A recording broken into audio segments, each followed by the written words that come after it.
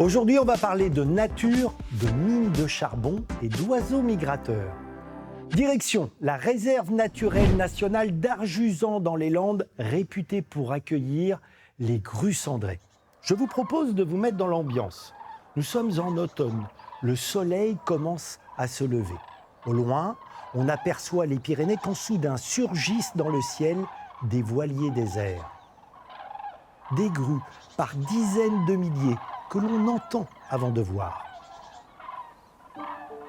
Elles arrivent du nord de l'Europe et se dirigent vers l'Espagne et le Portugal. La grue est un oiseau puissant, 2,40 m d'envergure, mais aussi élégant. Avec certaines années plus de 60 000 individus, Arjuzan est aujourd'hui l'une des plus importantes concentrations de grues cendrées en Europe. Et pourtant, il y a 30 ans, cela était inimaginable. Car le paysage était tout autre. Au centre d'une immense mine à ciel ouvert, une centrale thermique, des machines aux dimensions pachydermiques. 1958, EDF décide d'exploiter le gisement de lignite qui se trouve dans le sous-sol pour produire de l'électricité. Arjuzan devient un centre industriel de grande ampleur.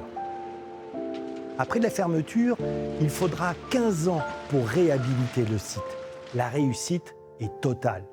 Et si, comme pour moi, le spectacle de la nature vous émerveille et vous réconforte, sachez que chaque automne, la réserve propose de venir observer, en compagnie d'ornithologues, ces magnifiques oiseaux migrateurs.